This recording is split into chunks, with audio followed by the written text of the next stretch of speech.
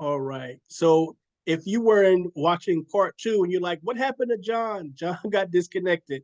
So we kind of wrapped up part two, but what you're going to get is a bonus part three. Um, so with part one, we were talking about the concept of ROI versus COI, what it is and why it's important for us as entrepreneurs or business folks. Um, and then in part two, we were talking about the application. So it's great to have this information on the cost of inaction or the return of investment, but how do we use that for either our personal, professional, leadership, or organizational development? So John started talking about that, and then I kind of picked up.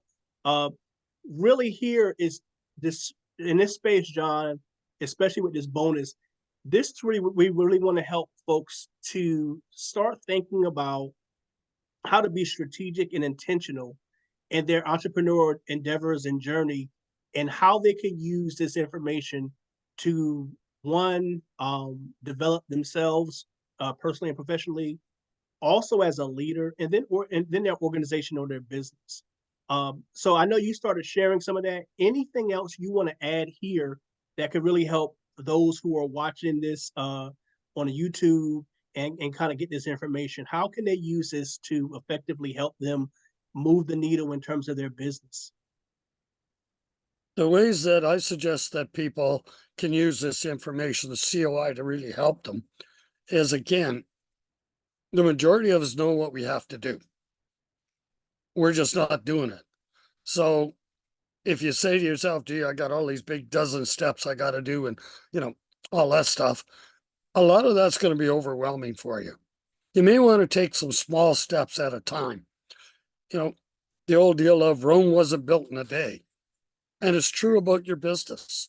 Your business isn't going to be built in one day. You can run it down real quick, but you can't build it in one day.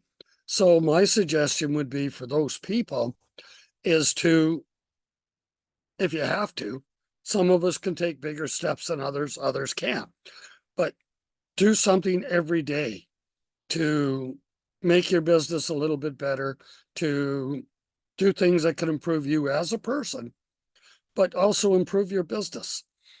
As you improve as a person in your business, you're going to improve your personal relationships as well.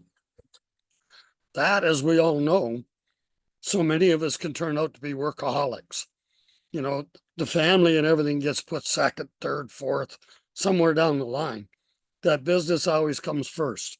We've all been guilty of missing events, family events, missing this, missing that. Well, gee, dear, I only got one more person to talk to.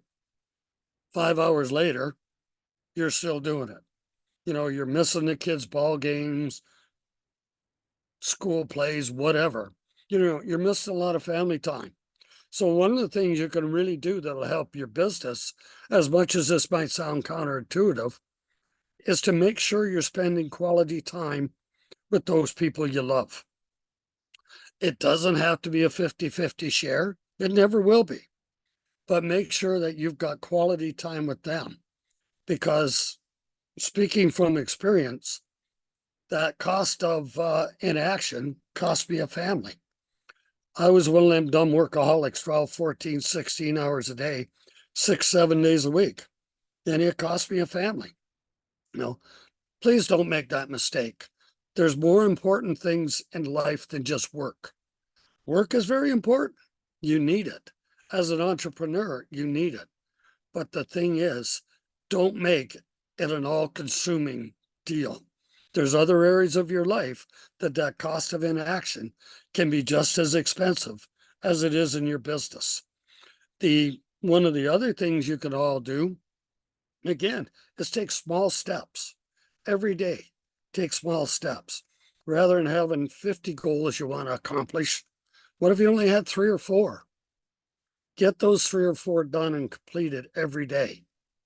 Then move on to the next one. What you'll find by doing that is you become a far more efficient person. Your cost of inaction goes way down because you're going to be accomplishing a lot more. You're going to feel better about yourself, your family, your business, life in general. So in my humble opinion, ladies and gentlemen, become an authentic person. Learn to love yourself, because if you don't love yourself, nobody else will. Again, that's part of the cost of inaction. We want to drive ourselves, push, push, push.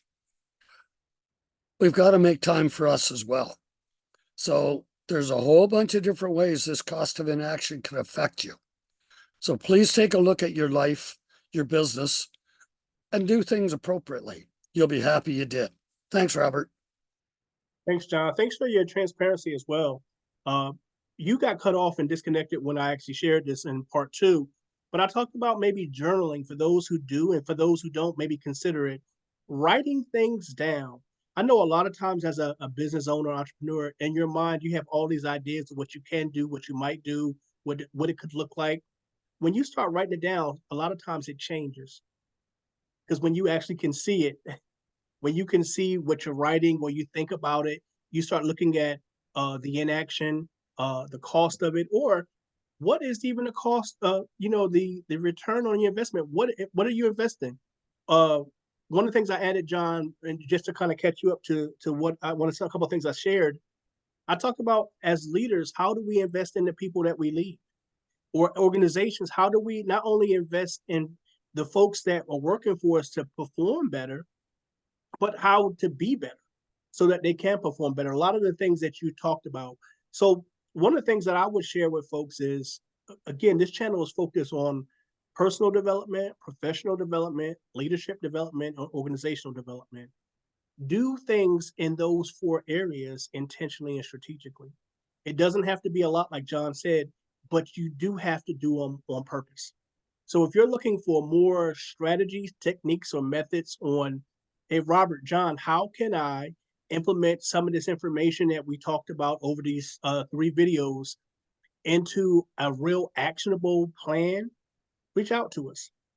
Our contact information will be in the description. John, how can people reach you if they You want to can work reach with me, you or if they want other information?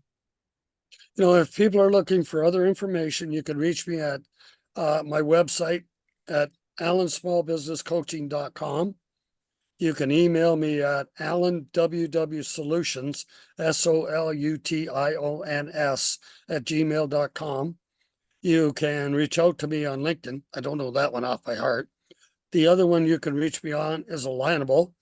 And there's a lot of great ways, or you could call me on WhatsApp, 1-519-520-5662. Leave a message and I'll be glad to get back to you. And, Robert has a ton of great information. Don't be shy about reaching out to him. He can really help you and he'll help you get off on the right track. Thanks, Robert. All right, thanks, John. So again, as we talked about before, definitely like and subscribe to the channel. Hopefully this has been beneficial and helpful to you. Reach out to me if there's other topics or other information that John and I can assist you with. Let us know. If you want to work with either John or myself or both, reach out to us. We look forward to seeing you in the next video. Thanks.